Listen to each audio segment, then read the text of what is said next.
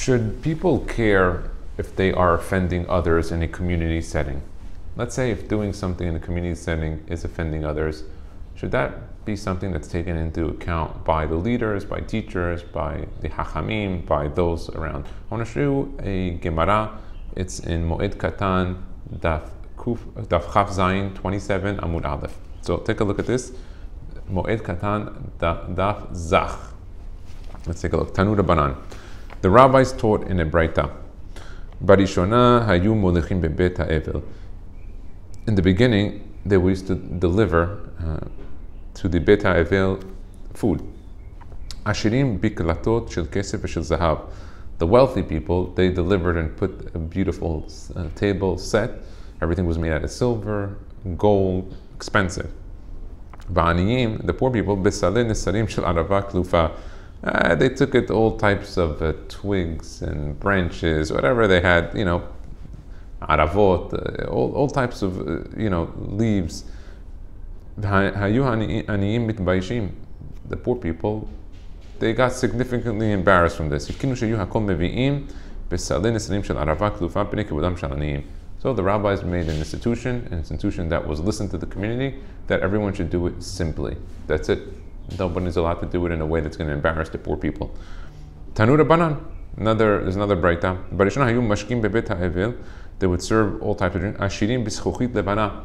They would serve in white glass. The Otzad Pelot HaTorah has a beautiful explanation of what is white glass. He brings in a question as to why there was no glass in the Mishkan.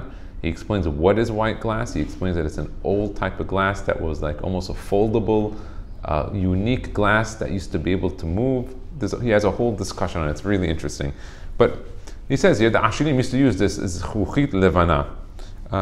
He says here on the bottom, and the note says it's a precious glass. It brings down, it's in Berachot 31.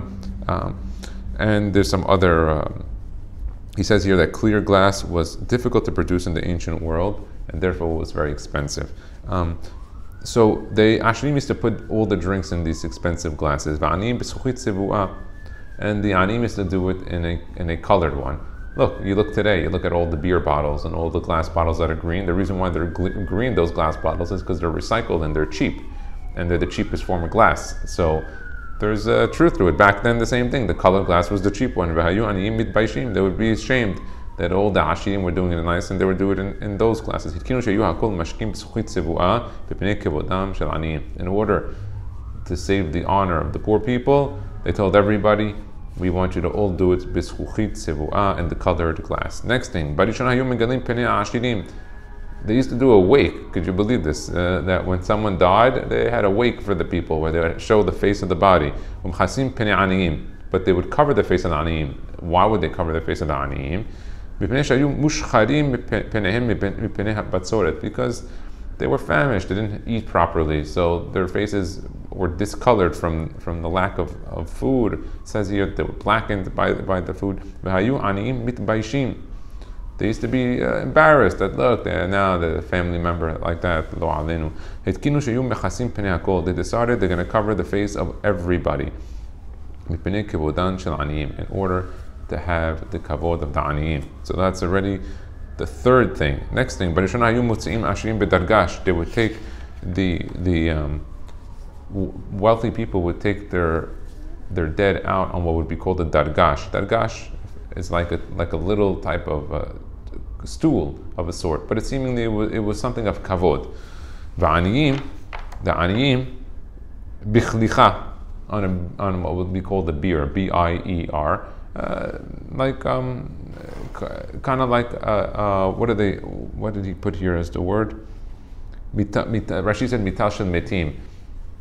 Kind of like a bed that they would just carry out the body on. Maybe it was 2 sticks, which like a fabric. Just a very simple type of way to carry out the dead. The aniyim would be embarrassed from the rich people that were going on the dargash. The Hachamim said everyone has to use the chlicha for the honor of the aniyim. Okay, it says originally, if somebody died with some form of intestinal problem, they would put a type of incense in order for the smell to go away. And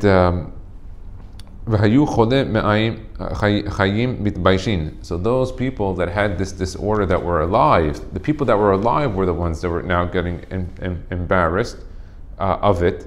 And so they decided that under every single body of someone that passed away, they would put this incense. They would therefore put it under everyone.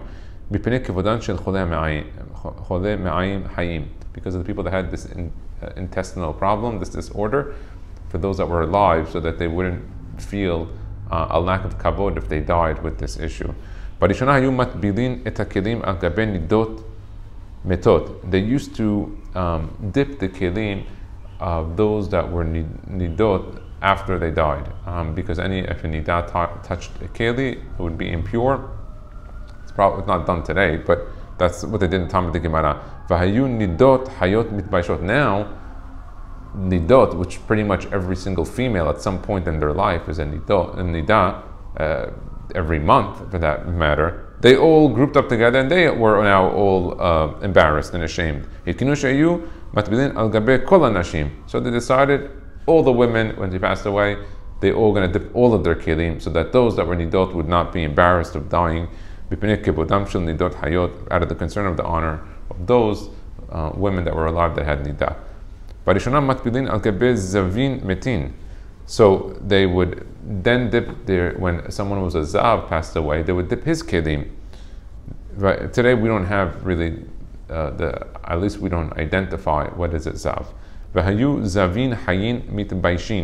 So those living with the zav, they would be embarrassed. So they decided they're going to dip the kelim for everybody.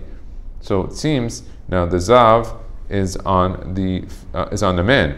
So in essence, what they were saying is that when the females were being offended because they were nidot, they dipped for all the females. So you had the nidot and not nidot. So in essence, all the women that died, all their kelim were dipped. Now when the zavs came along, they had that problem too.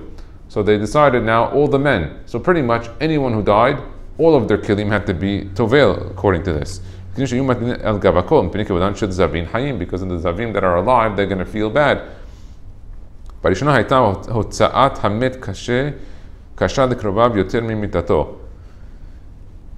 Wow. So they said that there was a time in the beginning that it was very difficult for the family of the people in order to afford burying them. They would just leave his body and run away. Until Rabban Gamliel, Rabban being he was the president, Rabban Gamliel, he was the head rabbi, and he decided that this went too far, that people are leaving bodies and just running away. If a Kohen Gadol was walking in the street and saw a dead body, we make him bury it and we get a secondary Kohen Gadol. Now the families don't even want to go through the process anymore. He did Kalut Rosh on himself, and he said, and when he went out, when he died, they buried him in regular linen garments, plain and simple. There's a few reasons for the linen. Linen, obviously, it was an inexpensive garment that they would make. I know today linen is expensive, but especially quality linen garments. But there they found a very simple, inexpensive way to do the linen garments. Furthermore, there's other reasons for linen from the sod, that it prevents ayin hara, and the satan doesn't have power over linen and things like that. Now, when Rabban Gamliel did it, what happened? Everybody decided that they're gonna all follow the rabbi, and because this rabbi led by example, the people respected his advice even on an even higher note, because he did what he said. And Rabban Gamliel was very rich. He was the family of the Nasi. He was family Malchut ben David. He was a very established and wealthy family, and those definitely around them would have paid for whatever he requested. But because he acted in a certain way, the people followed through with him. Amar Rapapa said, "B'ha'idna." Today, in our times, our place, nahug be'alma afilu b'tzarda bar zuzah, that they put, people today, and even something that costs like a cloth sack, canva, this type of garment that's bar zuzah. It's worth a coin of a zuz. what we see from here is an interesting way that the Hachamim would take care for the feelings of people, that they made entire community gezerot, and here it could have been even an entire country, Bavel, in order to protect people and to protect their feelings. And so there is a lot of sources. There's like maybe 4 or 5, 6 cases of how it constantly changed in order to affect the feelings of people. It goes to show you how much the Hachamim cared about the feelings of people, and how, as a community, or those at the leadership of the community, should do things to protect the aniyim and the embarrassment of the aniyim. Baruch Adonai Le'olam, Amen v'Amen.